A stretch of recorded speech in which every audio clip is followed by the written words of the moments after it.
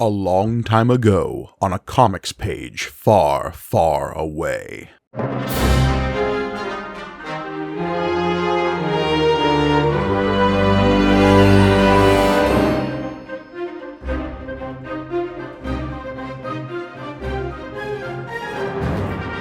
Greetings and welcome to May the Panel Be With You, the Star Wars comic book show brought to you by the Punch Up Entertainment Network. I am your humble host, Mike Gargoni, and joining me, as always, the Monarch of Cotil to my cyborg called Dengar, it's John Campbell. Boy, you can just feel Return of the Jedi right around the corner, can't you? Look, sometimes you gotta tread water, and sometimes that water needs to dangle a couple of familiar faces in there just to make you hang around. And a story will be happening any day now. Any day now, there'll be a story starting up.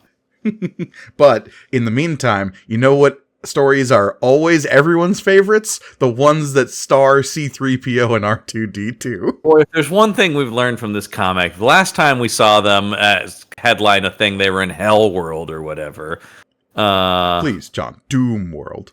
Oh, sorry, Doom World. That's right. Yeah. And actually, I believe the last time we saw them headline a thing, they were plunging into the sun. Oh my God, that's right. The whole thing about the fleet hidden in sun. Boy, these are some real low points in these comics because it is like I love Threepio in small doses. But what if we had 24 pages of him nonstop narrating the story? It is this issue is nonstop Threepio yammering. Yeah. Let's get into it because there's so much yammering to cover. We are covering issue number 67 of the original Marvel Star Wars comic that started in 1977, but this particular issue came out in January of 1983. The date will be important as we move forward into this comic. Yeah, we will get into it. But we have a lot of the creative team that we've seen before, a couple of changeovers here. We've got David Michelini on script. We've got Ron Friends on layouts, which is basically pencils. Tom Palmer on finishes, which is basically inks.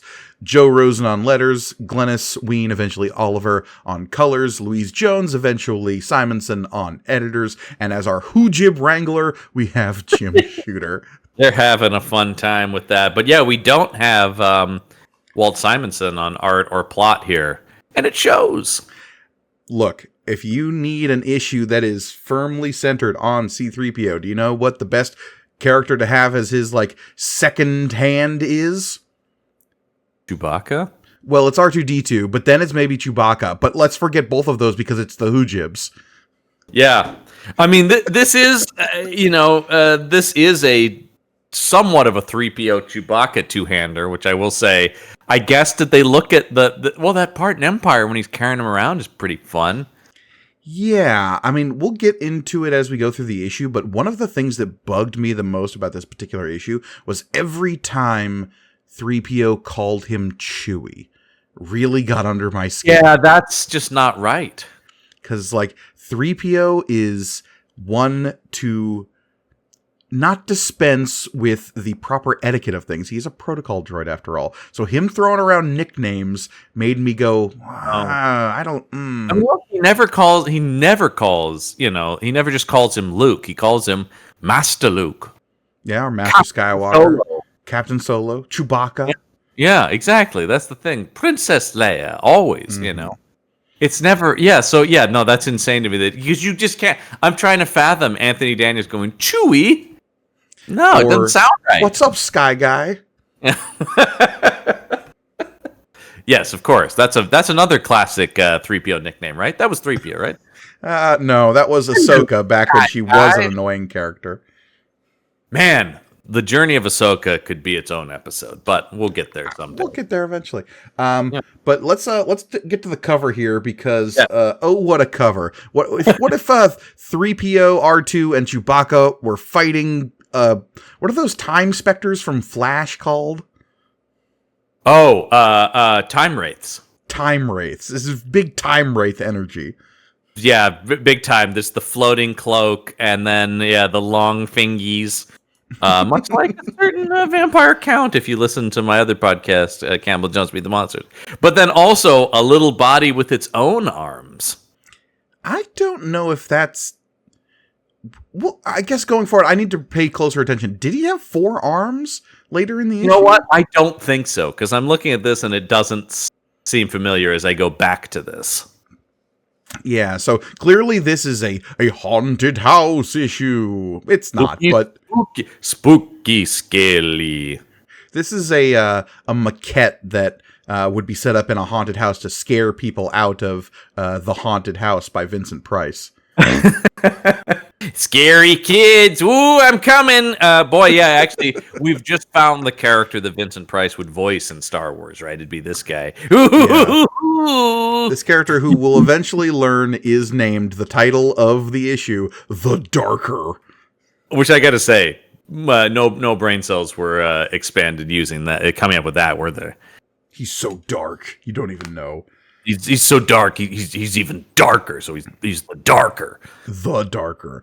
Yeah, but I will say, and we'll talk about this very specifically, which we were learning about in the prep for this show, that he is just a hodgepodge of other monster creatures from things.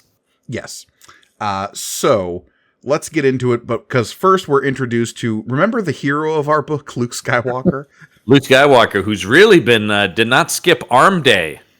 I love a shredded Luke. I know it's totally connected from what we see in the films. Empire Luke is as shredded as Mark Hamill can get, and he's just a smaller dude. It's just like even a totally shredded Mark Hamill is just never going to have arms like that. They're adding athletic.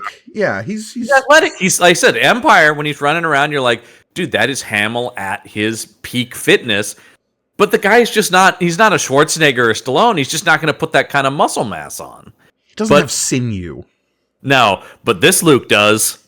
This Luke is jacked, and I kind of love it. They really, Friends and Palmer really want to emphasize every, curve of that muscle. Yeah. Again, we see Luke here moving through the base at Arbra. He's got his blaster on one hip and a lightsaber that he probably shouldn't have on the other. By the way, we're just going to have to... I'm guessing by the post-Jedi, he's just going to have that lightsaber with no explanation, right? Correct. He'll have just changed lightsabers. And you're like, okay. Yeah. Anyway, but I just... Once again, it's just like, but the model design of Luke has a lightsaber. Like, that's the defense, right? Is they're just like, no, but that's how Luke is drawn, with a lightsaber. The toy comes with the lightsaber, John. Yeah. I don't know what to tell you guys. Yeah. It also really does speak to no one's really minding any of the continuity of this, are they? They don't give a shit. I mean, you say that, but let's get to the next page here, because we have Luke moving through the halls of Arbra. He's talking to Threepio and R2, being like, come on, guys, we need to go. Princess Leia is giving an intelligence briefing. It might be the key to rescuing Han Solo. Spoiler alert, not in this issue. But in terms of continuity, we're talking about moving through the halls of Arbra, and hey, somebody remembered the Hoojibs. Oh my god, I would have been okay if they wanted to forget. And so and of course 3PO has to remind us, Master Luke, are you sure you want to do this after that horrible experience you had in the last issue? Shouldn't you take a break from your adventure in heroics? He's like, but 3PO, I'm the main character. I can't take a break. And he's like, take it easy. R2 and I have this month's issue. And we get a beat here that is pretty singular in terms of Star Wars storytelling, and that is some interiority on R2-D2. I'll give them credit. I don't know that this that I want this necessarily, but I will give them credit for trying to do something we haven't seen, which is, yes, an interiority that is still trying to be very, computer robot-y, right? That is like input, audio entry, entreaty, human range, desperation, nuance, prescribed action, alert, it's doing the RoboCop thing, right? Where it's like objective, Right. Or I'm also reminded, if we want to keep it in the Star Wars further, like HK-47 from the Knights of the Old Republic. I mean, this idea that it is like analyzing a thing, prescribing what to do about it. Here's possible outcome. Admonishment to stop hearing things. Projected accuracy of pure judgment, 94%. Conclusion? What the heck? Yeah, that I don't like. Because R2 is hearing a plea for help coming from down a darkened corridor. Mm-hmm. It's a hoojib. Remember the hoojibs, everybody? Well, no, the hoojib isn't the thing crying out for help. The hoojib sees R2 going down this hallway and he's like, well, this isn't good. I gotta tell Pliff. Remember Pliff? That's a named character that we all know. Yeah, and so that hoojib runs off. But in the meantime, Princess Leia in a whole new outfit. I dig this outfit. This is like jeans and a tank top with like a red military jacket, Leia. I dig it. Didn't have time to be formal here. She's dressing the troops, you know? Yeah. We also learn that they'll be holding funeral memorial services for Lieutenant Hammertree. Yeah, you know, Lieutenant Hammertree, that guy who died. Never forget. Never forget. Justice for Hammertree. But anyway, I also like that she's like, so anyway, that guy's gonna have a funeral. Back to my main point, trying to find my boyfriend.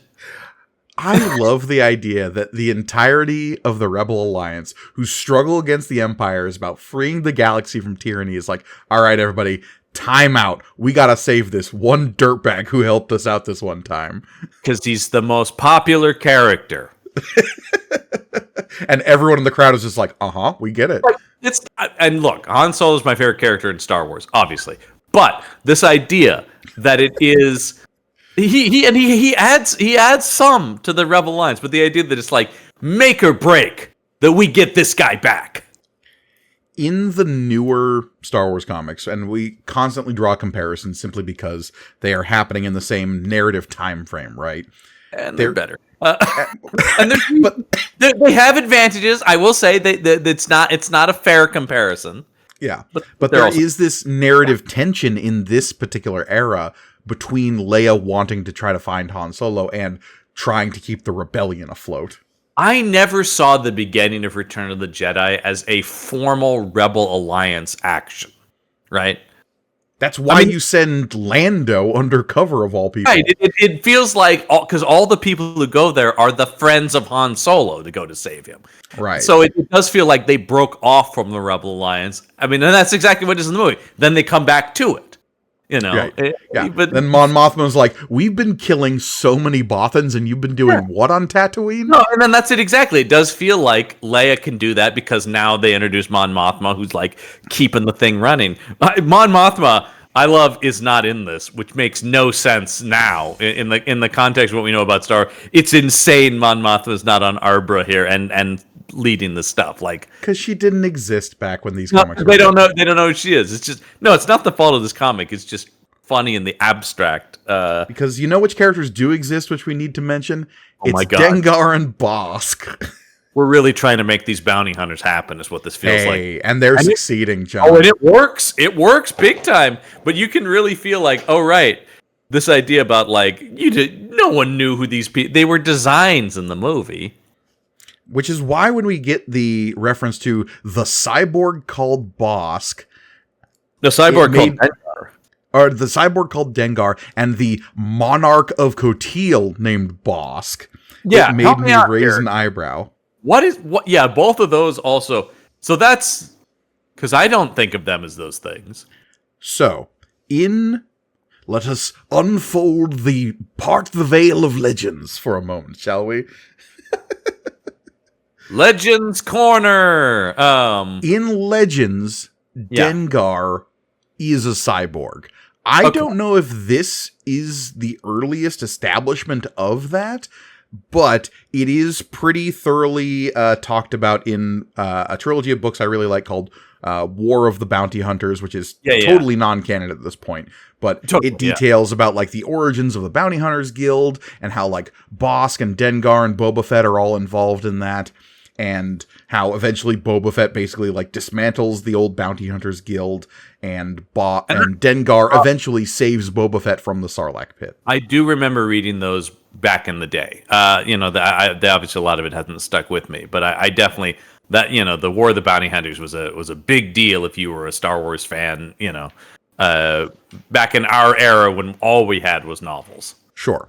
Something we learn about Dengar is that he has this like really like mean fixation, like so many of these bounty hunters, on Han Solo. Why? Because when they were both kids on Corellia, Han Solo was responsible for a terrible swoop bike accident that physically like destroyed Dengar, and he had to be like cybernetically rebuilt by the Empire, and that process like stripped him of any like positive emotions. So all he had was anger and resentment and hate. That's a totally fine backstory for him. I will just say this took me by surprise because I had forgotten that.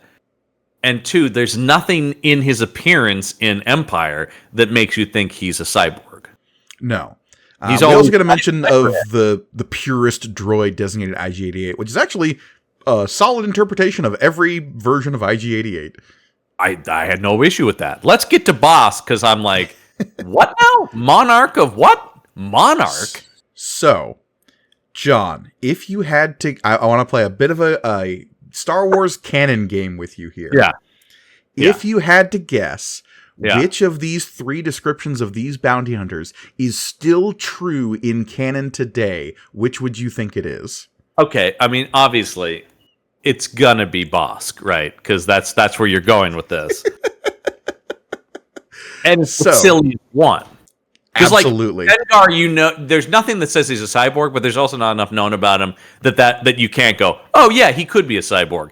The Bosk one, you're just like, wait a minute now. This guy's a monarch? What are you talking about? That's crazy. He's a lizard bounty hunter.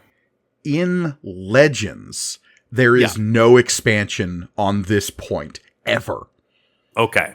The only time Kotil is ever mentioned again after this issue of Star Wars comic books is later when they're listing planets that are ravaged by something called the Stark Hyperspace War, which is like a thing that happens kind of preceding the Clone Wars in Legends canon. In new canon, we get some of our first new mentions of Kotil, specifically mentioning Bosk becoming the king of this planet. Where is that mentioned? This is from a certain point of view, Empire Strikes Back. There is a story that involves Bosk and his long-lost sister as they fight over the freedom of some Wookiees. And the certain point of view books are considered canon? Until otherwise stated, yes.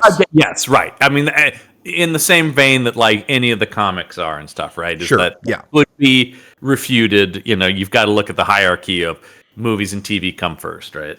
Right, exactly. So until it's refuted, which I don't know what they would need to write to refute this particular bit of the canon. I love the idea of Boss showing him something going, specifically, I was never a monarch.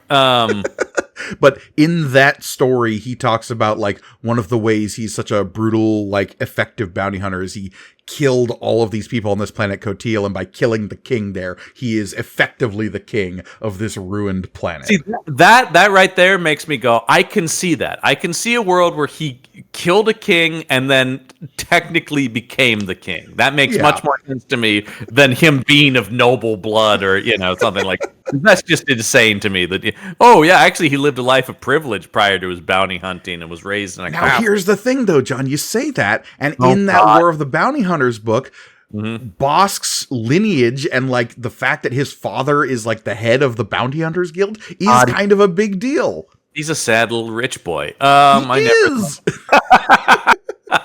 It's so dumb. It's just, I mean, this is the thing I do love about Star Wars, right? I think more than probably any other franchise, the amount of stuff that is spun out of so little.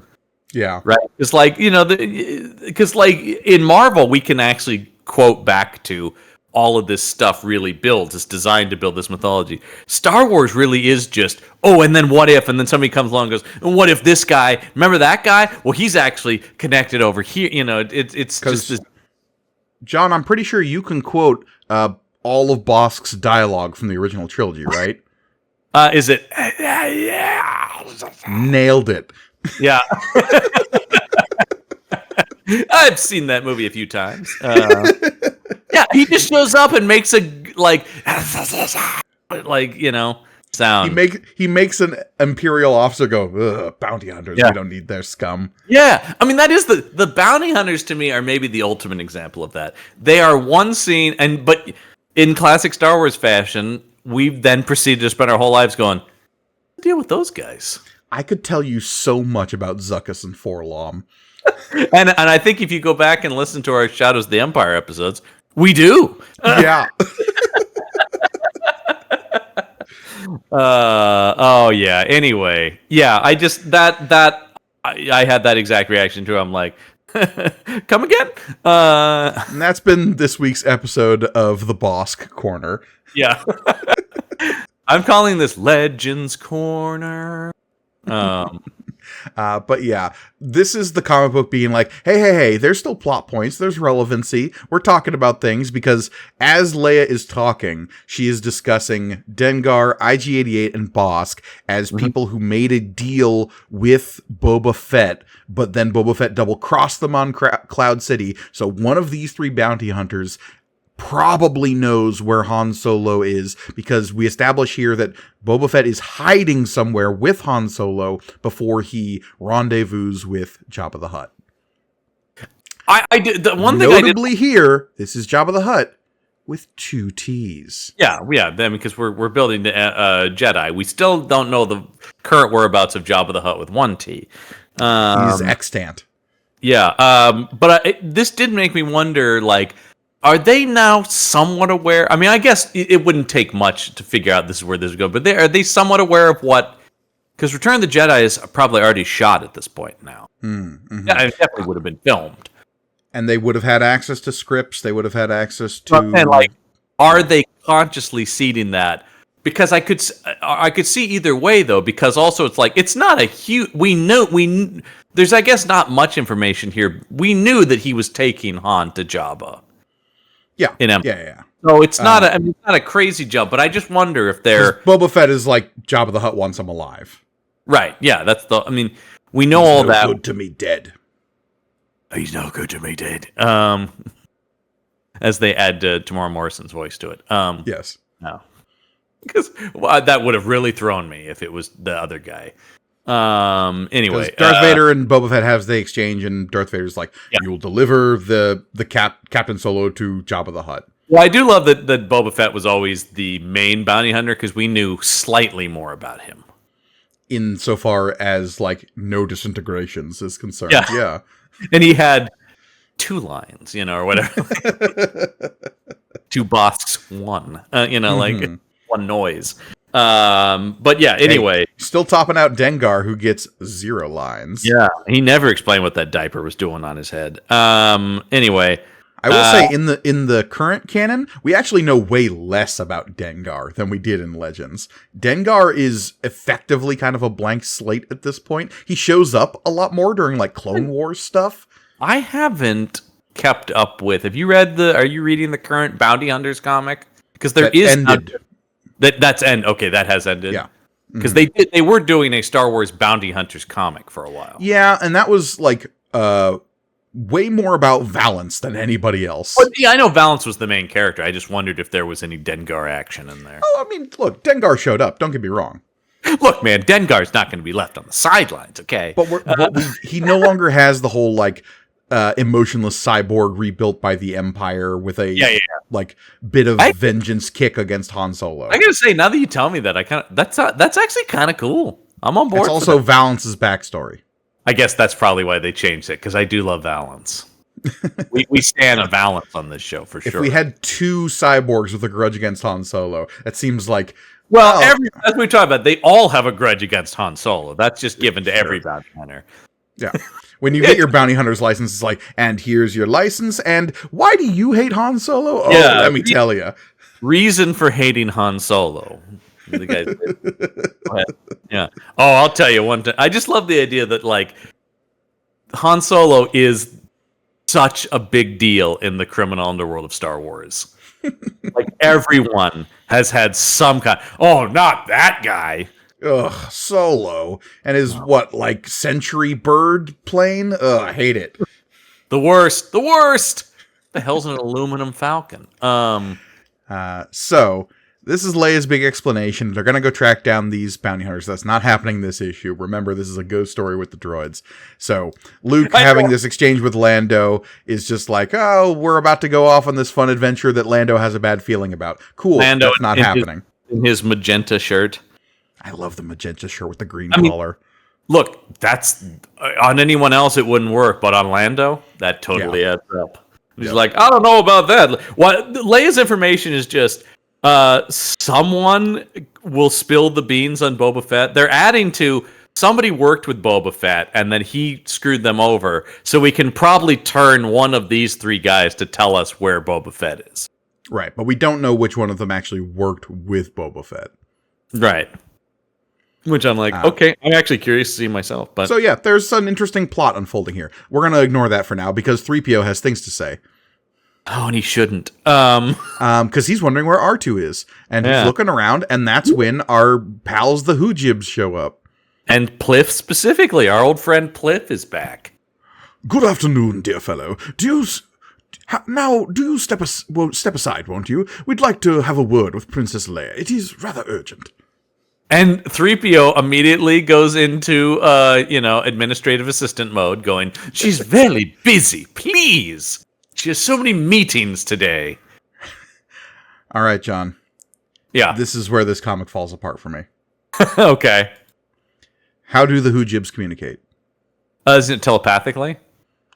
And they're talking to droids? And they're talking to a droid. Well, I can't get too much into this because we promised not to destroy the show by talking about droid. Yeah. Droid sentience. Yep. But yeah, it's interesting. This is a big hand wavy, don't worry about it moment. They are really counting on us having forgotten that. Yep.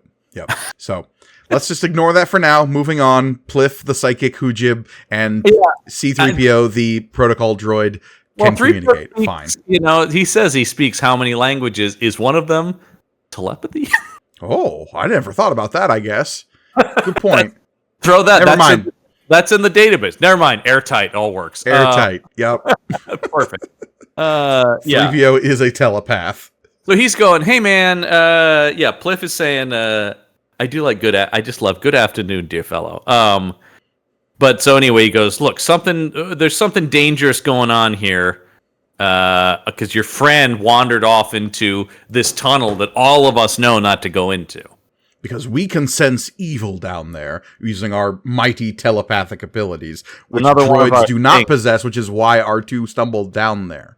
Right. So he's down there, and somebody should probably know about that. Why don't they tell Leia about this? Because 3PO's like, she's very busy. Sure. Because his next Because they need swing this here. to be a 3PO story, which is dumb. Yeah, so 3PO says, well, I had better go fetch the little oil miser before he... And Pliff going, no. Oil miser. Oh, oil miser. Get some aloe for that burn, R2. Pliff here, though, saying, I apologize for belaboring a point, old chum, but if you travel that cavern without protection, I dare say you'll not return. The way Pliff talks, I've forgotten. He's just so like, yeah, it's exactly that. Oh, dear. Well, old chum, spot of right tea. Away. Yeah. So, of course, 3PO wants some protection. Who will come with him but Chewbacca the Wookiee? Who, though, is in no mood because he's like, I believe we're waiting on information for me to get my best friend back. But 3PO kind of brings up a good point here that, like, look, you'd just be waiting around until everyone's ready to leave for an hour and you get really agitated, and no, that's not good for anybody. Why don't you come do this little sidetrack here with us? Gathering intelligence, maybe not Chewbacca's main thing. Well, and like everyone's getting ready to leave and he's just sitting around waiting for all the flight decks to clear. You might have something to punch if you come with me. But it will take hours to get the ships ready, and you'll only get nervous and fidgety just waiting around. And Chewbacca lets out a... Which is like, oh, good. The sound effect is FRFF. I don't know how else to translate that. Splendid. So anyway, they agree to go into this tunnel, which of course it's a dangerous tunnel. They don't show, but obviously is small, and so they both are gonna have to crouch down to get in there. We can't show that though because 3PO crouching is an unnatural form that we cannot observe. That and him running are the two things we just can't abide. when he's booking it in some of those past issues. Anyway, they're like, yeah, and so once again, we're talking about, yeah, dude, like, it is rather smelly. Yet another reason we don't go down there. Yeah. So 3PO's like, all right, we'll take it from here. And the Hoojibs are like, no. We're coming with you. Yeah. Even though we expressly said we never go down there out of fear. But hey, man, sometimes a Hoojib's got to do what a Hoojib's got to do. But I thought your people were afraid of this particular passage.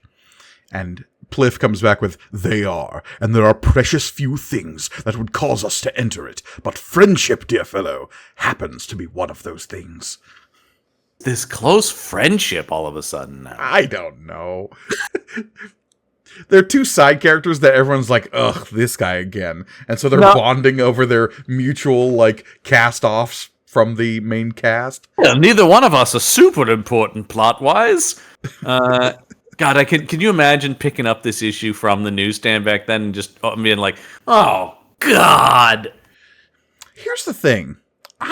Is that the general reaction? Because we have, like, a Droids cartoon show that comes out around this era as well. Like, there's clearly a market for droid antics, right? I think aimed at smaller children in general, right?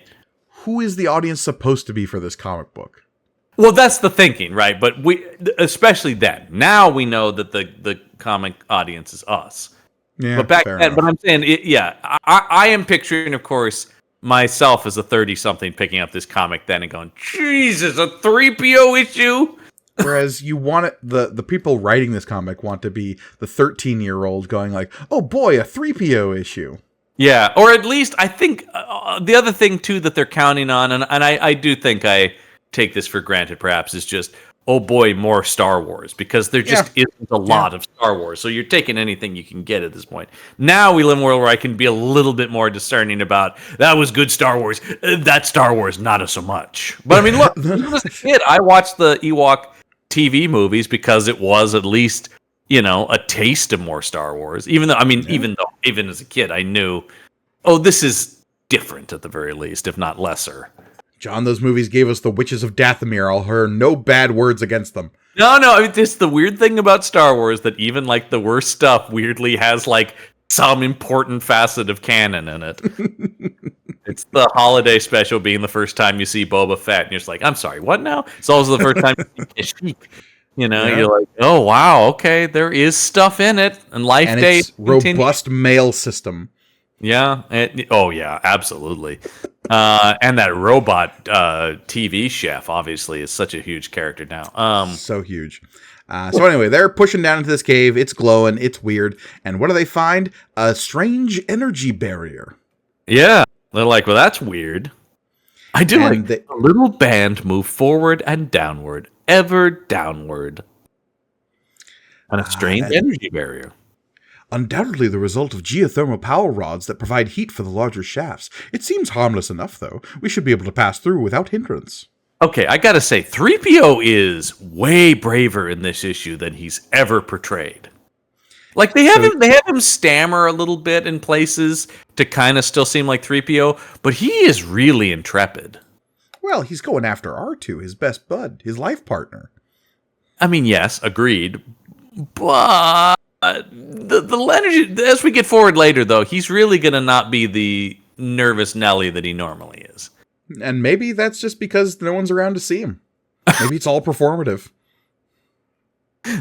He's just a layabout. It's not a thing. He's just like, if I act like a complete anxious mess, they won't ask me to do more stuff. These assholes don't realize I was built by Darth fucking Vader. I fear nothing. I gotta say, of the things in the prequels, that is quietly one of the most insane things. Like, people don't talk about that enough. You're like, wait, what? And who? And why? Like, why, George? Why did you need... Okay. Because you got to make that world smaller. Just shrink it. Oh, yeah. I mean, look, and J.J. Abrams will say, hold my beer, but... I'm going to make a dagger that tells us exactly where the Death Star blew up. I can't. I signed that contract. I said I wasn't allowed to talk about it. I know. Anyway, 3PO goes through the barrier, but then it spzzz and stops Chewbacca. Doesn't stop him for long, because he's a 7.5-foot Wookiee, as we're reminded here. I just love I love the image of him like crawl, like yeah, I'm getting through it. But something about this barrier is keeping Chewbacca out, but not 3PO and the Hoojibs. And why would that be? Well, let's get to the other side of it. And oh my goodness, could it be there's a whole abandoned city back there? The lost city of Atlantis. I mean, it does have that vibe to it. I will say, the mysteries of Arbra never cease, do they? Yeah, you're correct. It's Arbrantis. Arbrantis, God, that's right. Yes, there's apparently a city beneath the underground cavern where the Hoojibs live, where that big crystal is, where the Rebel Alliance has their base now. There is some kind of ancient city surrounded by an energy barrier beneath all of that has been abandoned in some bygone era. I gotta say, when this showed up in the comic, my reaction was, why not? Sure. You know? This is like a classic trope of pulp adventure stories. I could name any number of John Carter or Conan stories where we go under a place and there's an ancient forgotten city. Well, I mean, it's Tarzan goes to the center of the earth. Kind Tarzan. Of stuff, right? Yep, absolutely. Yep. It's got exactly that vibe. But it does just seem like, why not? You know, like, okay, sure. we need an issue. They're already on this planet. There's a secret city. Yep. And again, R2 seemingly has wandered into this place, so we gotta find him. And boy, do we freaking dismembered and strung up. A little disturbing talking about this being for kids. Hey, kids, it's your favorite droid. Look at him torn apart. And like his head and his legs are separate. He's I gotta say the legs being but the head being pulled off is really disturbing to me. Yeah, and 3PO's reaction here, not without merit, as he's saying, "Oh my word, he's been disassembled." Get him down, Chewbacca. He might be hurt. Again, we can't dissect, like, do droids feel pain? I just want to acknowledge it. Draw the conclusions you want. We can't, but it might be hurt. There's a whole scene in Return of the Jedi where there's a droid torturing another droid. Yeah. Draw what conclusions you will. Yep. And that droid screams in pain. Yeah. Anyway. There's this big gaping thing in Star Wars that we just can't talk about. Because the closest they ever get is in Solo. Yeah. Solo makes it, a big part of it, actually. Interestingly. Anyway. But then a mysterious voice says, "I wouldn't do that." Dear God. The words drip like blood. "If I were you." Who? Dear God, it's Lord Trigon. I'm sorry, it's the Darker. Okay, so this lizard-faced motherfucker comes out of nowhere. Yeah. Anyway, I like the idea of like Threepio goes, so anyway, this lizard-faced motherfucker comes out of nowhere. I turn to Chewie. And he is called the Darker. He is covered in red robes. He's got like pointy shoulders, long menacing fingies, like a Count Orlok type. Yeah, or a Count Radu. Don't forget about Radu. Don't forget about Radu. Never forget about Radu. Never. The longest fingies in cinema history. But he is like, "And this is my domain. I alone choose what transpires within it." Yeah. I mean, he's your general, Satan or Mephisto or, insert Dark Lord character here, right? Strange eldritch being trapped in an underground city for untold aeons. We've heard this story before. And I gotta say, design-wise, he's pretty lazy. I mean, he's just kind of a floating red cloak with some hands and a weird lizard face, and then make it green because, of course, I mean, when you get that close of him, he's looking very Grinch-like. Yeah. Even as 3PO, again, some strange amounts of bravery here, saying "Now see here, that droid you've been tampering with is private property, in the custody of the very powerful Rebel Alliance." I do like that the thing that is on brand for 3PO is to quote contract law. That's private property. That's owned by somebody, buddy. We will sue your pants off. "Listen, weird underground emotion monster, you should know that due to a purchasing issue, you're tampering with the property of the Rebel Alliance. Now, Admittedly, the Empire doesn't recognize them as a legal entity, but that shouldn't be any bar. I've got proof of ownership, buddy, right here. Check it out. But then in classic villain move, the weird, swirly, the Darker turns and says, "Won't you join me for some refreshment?" Yeah. That's fun. And 3PO's all startled about, oh my god, he's not even walking. He's just floating above the ground. Which I do gotta say, not the craziest thing they've run across in Star Wars. There are so many things that hover in Star Wars. Yeah, that would be so normal. The idea that like chills 3PO to the bone. What's less normal is this thing inviting them to a banquet hall. Yeah, I said that is very like arch villain behavior. Yeah, and then the Hoojibs say that they're going to go for help. Yes, they book it out of there, man. And then he's got a banquet table, and I got to say, my favorite line here is, "Would you like a bit of cheese?" I do not drink wine. It has that. Oh yeah, it's either Vincent Price or this is the Bela Lugosi character. Yeah, and he's offering this food to 3PO or just Chewbacca? I mean, unclear what this guy's knowledge of droids is. Okay, well, we're about to find out this guy's whole ass backstory in the next few panels. Oh, get ready! We get pages of this guy talking. So the Darker's backstory is effectively the same backstory as Trigon from the Teen Titans. That's right. Yeah, we were talking about that just beforehand, and we did do Gorgoni did the research. Yeah, Trigon appeared. What do you say? About 6 months before this. The origin story specifically of Trigon was explained about 6 months before this issue. Right. So, for those who are just coming at this as a Star Wars podcast, you can be forgiven for not knowing the ins and outs of the Teen Titans villain Trigon and his backstory. Having said that, educate yourself, people. If you don't know it and you're reading this issue along with us, congratulations. You now know also the backstory of the Teen Titans villain Trigon. We like to think this is an educational podcast. Once upon a time, a civilization grew so advanced that they wanted to rid themselves of all negative emotion, but in doing so, they couldn't create or destroy matter, even though emotions are also matter? Don't worry about it. Anyway, they bundled all those negative feelings and emotions, and they became a gestalt entity called Trigon. Sorry, the Darker. Sorry, Armus from Star Trek. That is Armus's backstory, isn't it? Yep. Oh, God. Yep. When did that episode premiere? 88. 88? Okay, so after this. It's after this. It goes from Trigon to the Darker to Armus. Yes. I will say. And it goes, Trigon's still super important at DC. Armus is at least acknowledged as part of Star Trek, and the Darker has been completely forgotten. So yeah, fair enough. And like I said, Armus is like a footnote of like, remember that black goo monster one time? That killed Tasha Yar? Yeah, by the way, that was made out of Metamucil and printer ink. Gross. Yeah, and Frakes had to be fully submerged in it. Yuck. Yeah. Yuck. Yeah, not a great day. Not a great day to be Commander Riker.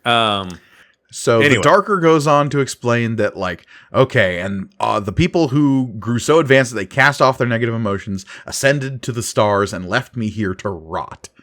Yeah. Fuck those guys. I mean, which is almost precisely the plot of the Azarathians, which are the people who created Trigon, who Raven of the Teen Titans is descended from.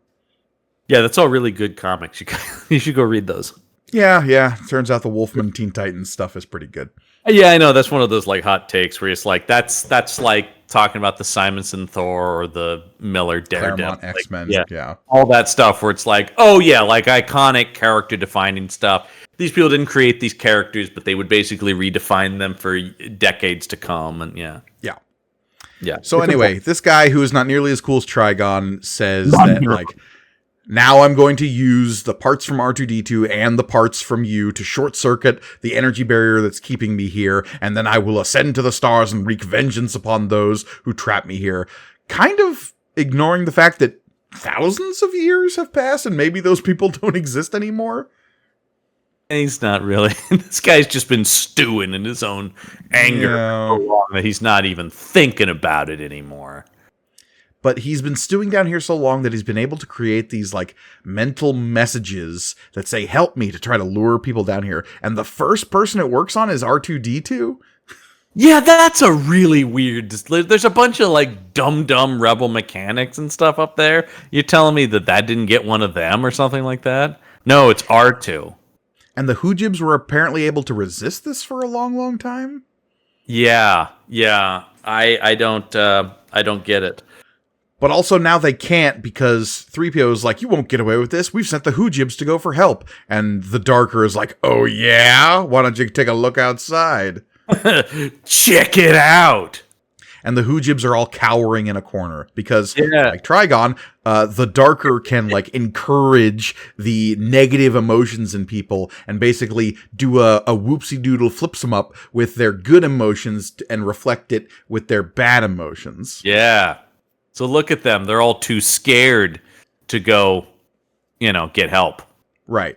Even though that is like the counterbalance of their bravery to go help them go get help. So just like in those one issues of Teen Titans where Raven's emotions are all thrown out of whack and she has this weird romantic triangle between herself and Starfire and Nightwing. Anyway, I could go on about the Teen Titans. Oh, well, because it is a massive soap opera. The greatest of soap operas, but yeah, the extent to which this guy is just such a ripoff of Trigon really struck me. It's not even like it's not even hiding it remotely, and he's not nearly as cool looking either. Trigon's this big demon guy with 4 eyes and antlers and a weird skull belt thing. Such a cool looking character, and this guy is, like I said, just so generic. He's red cloak, kind of crypt keeper looking guy. If you laugh like that, I wouldn't question it for a second. Does this guy laugh maniacally at all? I don't think he does. I don't think he ever does, which is actually weirdly weird. Yeah, that's a weird choice.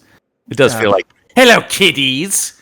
You know what's not a weird choice? Chewbacca taking things into his own hands and firing from the hip, trying to kill this guy. You die now. With a roark and a frachow. Love it.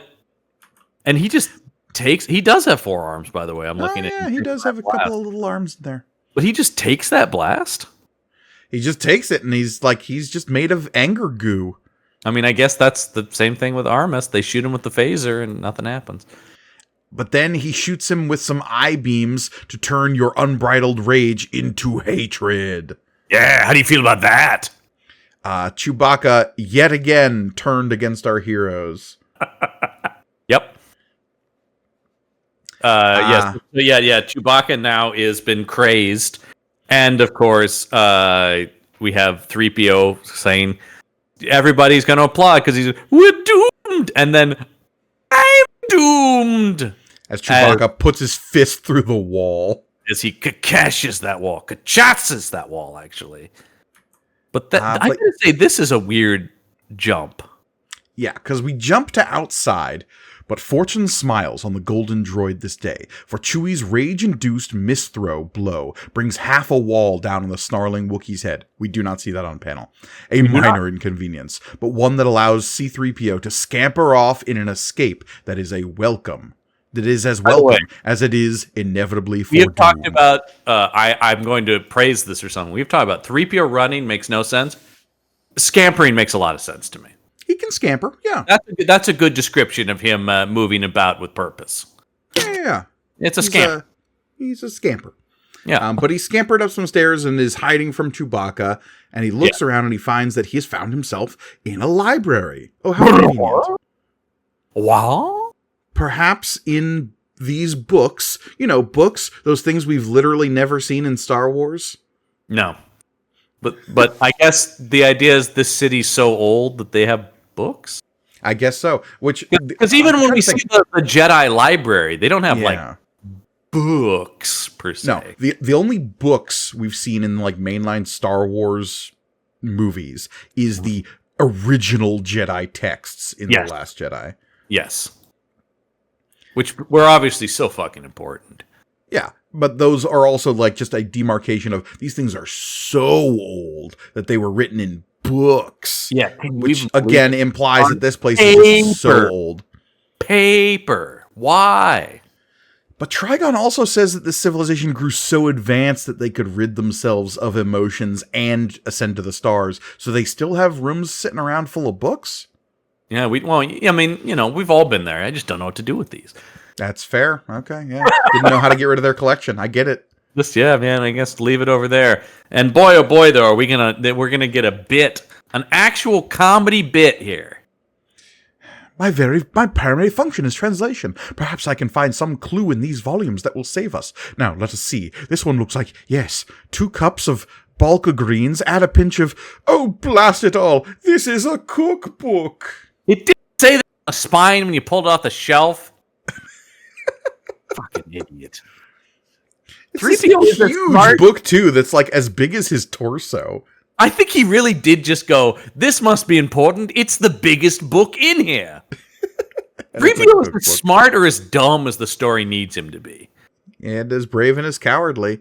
Yeah, exactly. Meanwhile... Meanwhile, if you're watching, you'll know what I'm laughing at. It is basically, the image looks like it should be going, Luke, how does my ass look in these pants? Because Lando and Luke are talking for 2 panels. Lando's got his hands on hips, head over shoulder, being like, yeah, I'm pulling this off. Yeah, check it out. Drink it in. In the tightest bright green pants. Luke, meanwhile, going like, hey, have you seen 3PO or R2? Lando going, no. And then Luke going, it's probably fine. I love don't you guys know what movies you're in? The idea that they're just like, I'm sure everything's okay. Because Lando's like, oh, they're probably taking a nap. And he's like, you're right, that sounds like them. So, how much time passed in that meanwhile? A couple hours maybe? Because by the time we get back to 3PO, he's like, I've done it. I've found the secrets of this ancient lost civilization. I mean, once again, having no real standing on books and 3PO reading, perhaps he can speed read books. I guess that makes sense. So 3PO is saying... Wow. Once again, at least a few hours, though. He can't read that. Or is this the back half of the cookbook? Oh, wait, it was just the front that was a cookbook. Actually, yeah. It's a history book where the author wrote recipes in the margins. Oh, look at this. This is crazy. This will work. Yeah. Okay. But he says something about the unscrupulous monster lied to us. Something about that shadow. But then what's this crunch? He lied to us. He said they were technology advanced, but it's all books. Crunch, and it's crazed Chewie once again. And then, oh boy, something that will haunt my dreams. The grossest thing we've maybe seen in this book thus far? 3PO reaches into his because his midriff has always been exposed, obviously, and there's like wires hanging down. But the idea that he rips one of those open and sprays what he says is oil.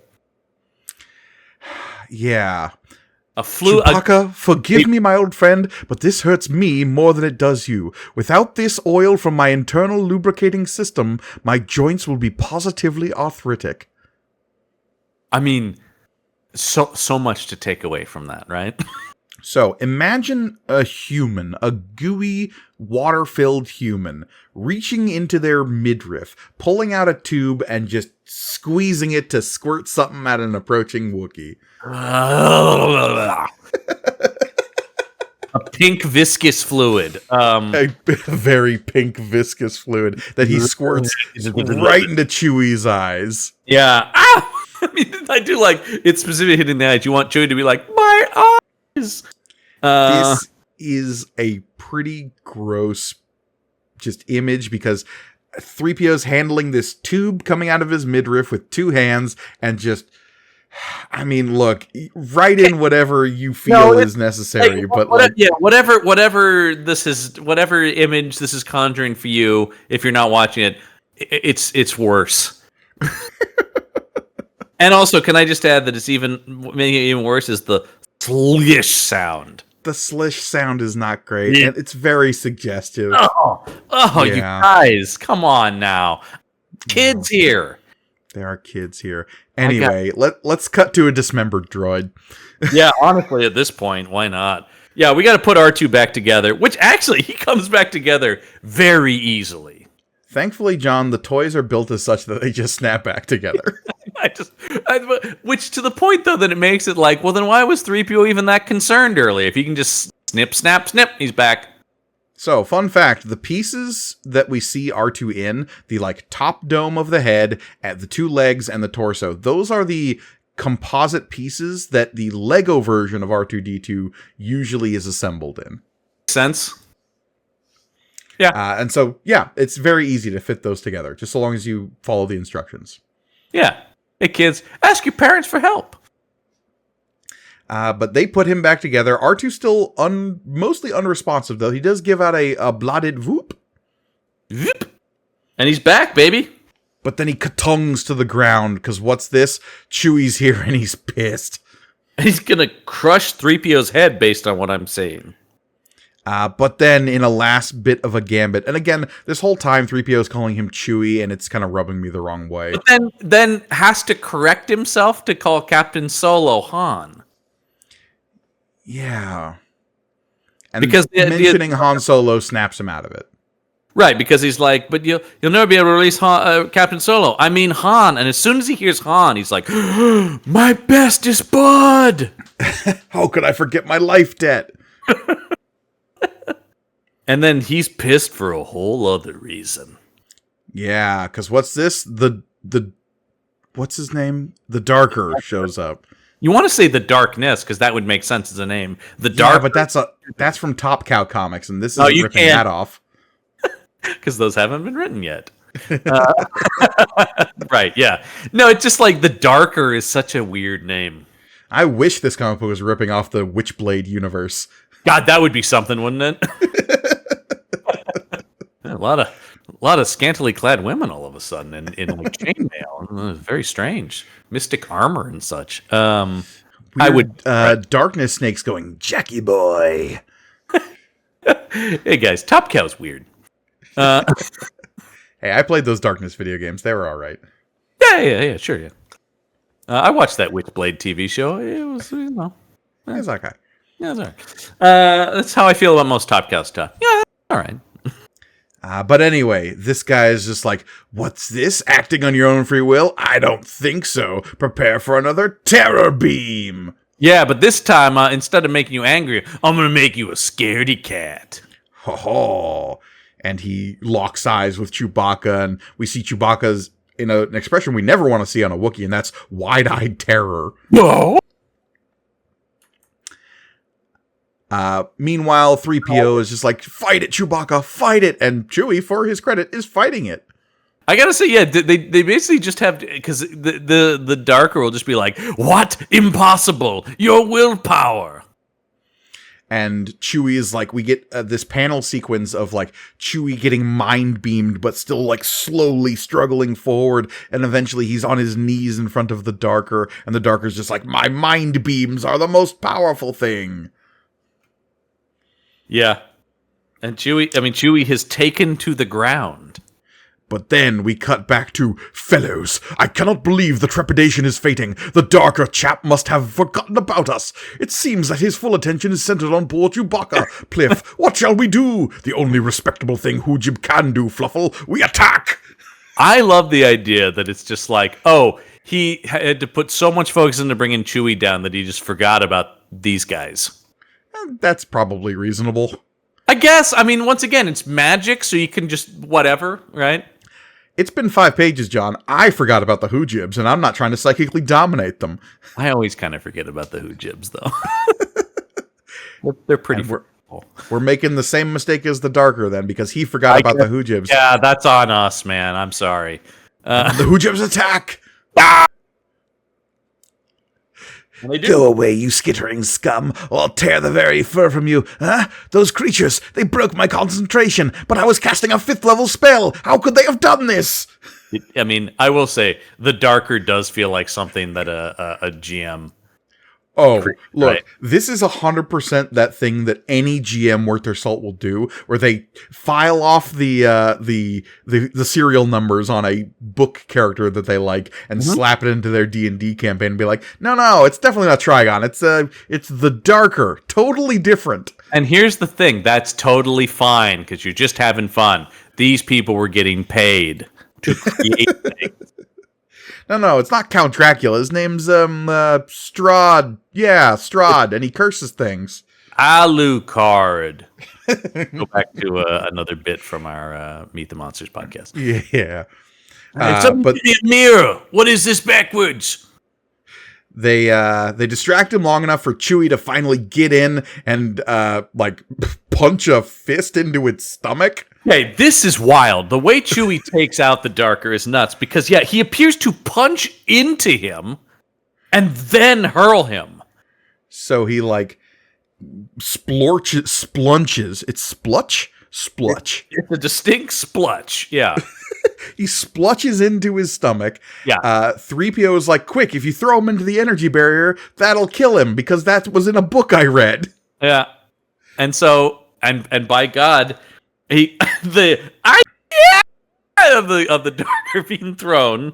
The Darker suddenly also has legs. Yeah, and then did he just have those folded up inside of the rope so he could up float? Till now, everything below his waist was just swirling cloak.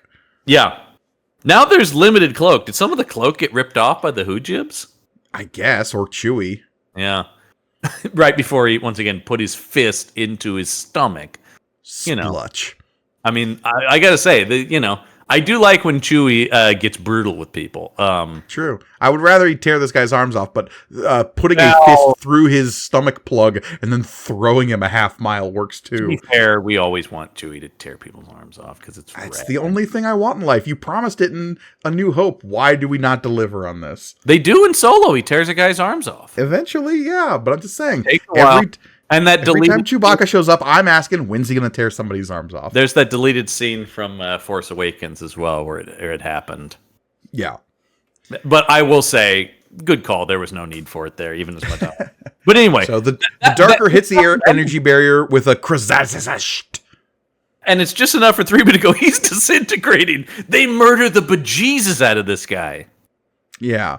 Which I appreciate. The super advanced civilization that wanted to delete all of their ancient emotions go through with the final commitment to erasing their negative emotions. Well, because it also seems like it was pretty easy. They had the energy barrier right there. Yeah, I mean, it just seems like it was Chewie takes this guy. Once Chewie gets the whim wham taken off of him, he just throws this guy. I mean, it just seems like they would have been able to take this guy out. Yeah, I mean, 3PO does have some drop line earlier about just well, they didn't want to kill this guy. They were beyond that kind of negativity. They were nice guys. Anyway, they need to run out of here now because everything is collapsing now that the energy screen is broken and the Darker is dead. It's such classic movie rules of once the villains have been destroyed, also where they hang out is collapsing as well. Oh, the number of times this happened to an Edgar Rice Burroughs protagonist where they defeat the main bad guy, but then they need to leave behind the ancient civilization. I mean, it's every Bond movie too, right? As soon as he kills the villain, it's and the hideout is collapsing and self-destructing. It's just the rule of it, man. It's just how it works. So Chewie grabs R2 and 3PO, and all the Hoojibs grab Chewie's bowcaster. Sure, I love it.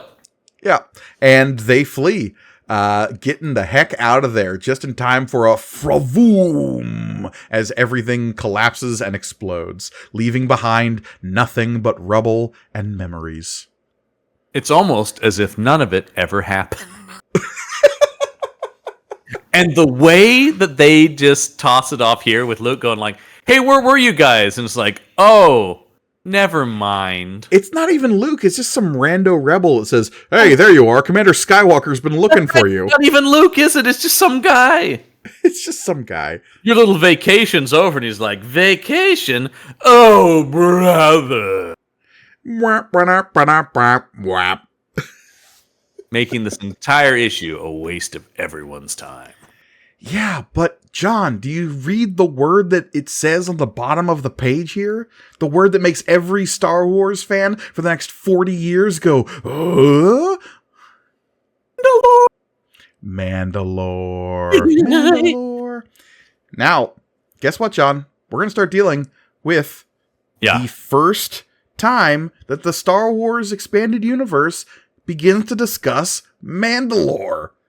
And I have seen the cover for what will be next week's issue for us, and it is the cover that launched 1 million t-shirts.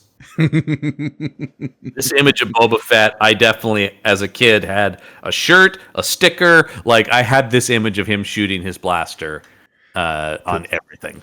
Next issue, we are promised Slaver Wars on Mandalore, with Princess Leia caught in the middle. Be here! I mean, it is a little bit like, all right, hey, the jokes are over. We're getting serious now, okay? We're getting down to it. Strap in, y'all. Yeah, I mean, it does feel like final push to Return of the Jedi. We will see how much it feels like that. I don't know. You've read ahead. I as always, read just week to week. Well, and just for our listeners' edification, the movie Return of the Jedi will come out in short order as of 1983. May, I believe, of 83, right? Our coverage will proceed beyond when that movie will be released because these comics don't necessarily break for the narrative of that film until a little bit after the movie has come out. It's an interest. Yeah, we were looking at this and trying to figure out how we're scheduling the show. But yes, the comics don't acknowledge Return of the Jedi until after it's already come out. Right. And there is a 4-issue adaptation of Return of the Jedi that Marvel does at around this time that we will be covering as well. That's its own miniseries, unlike the Star Wars or Empire adaptations that were actually numbered issues of Star Wars. Return of the Jedi is a separate miniseries. By the way, May 25th, 1983 is when Return of the Jedi was released in theaters. Right. And we won't get into post-Return of the Jedi comic books until issue number 81 of this book, which is in March of 84. Okay, there you go. So after issue 80... Interesting. Not what you would expect, you know. Right. We're going to continue our coverage up till issue 80, then we will cover Return of the Jedi. Yes. The Jedi return. If you're hearing that and going, but fellows, we just covered issue number 67, that means there are close to 12 issues, a whole year's worth of comic books that does not acknowledge Return of the Jedi after Return of the Jedi has come out? Yep. Yeah. Yeah, that's a happening. That's how it works. we didn't write it. we just work here, man. We are merely the messengers. Yeah, it makes no more sense to us, you know. Yeah. But get excited, I guess. But hey, next time we're going to Mandalore, all right? We're going to Mandalore. Mandalore! I mean, I do love Mandalore. All of our favorite Mandalorian characters will be there, like the Mandalorian and Baby Yoda and all of the others. Paz Vizsla. Maybe Bo-Katan Kryze. I would love it. And what if Obi-Wan's dead girlfriend was there? Oh, what is it? That's just Satine. Satine. It's always a thing because there's Sabine, and I know it's close. Satine, which is the name of Nicole Kidman's character from Moulin Rouge, so it's a reference to the fact that was Ewan McGregor's love interest in that. Right, but Satine is the name, but Sabine is also the name of the Mandalorian character from Rebels. Who I love because she's a Mandalorian and a Jedi. We'll get into that eventually.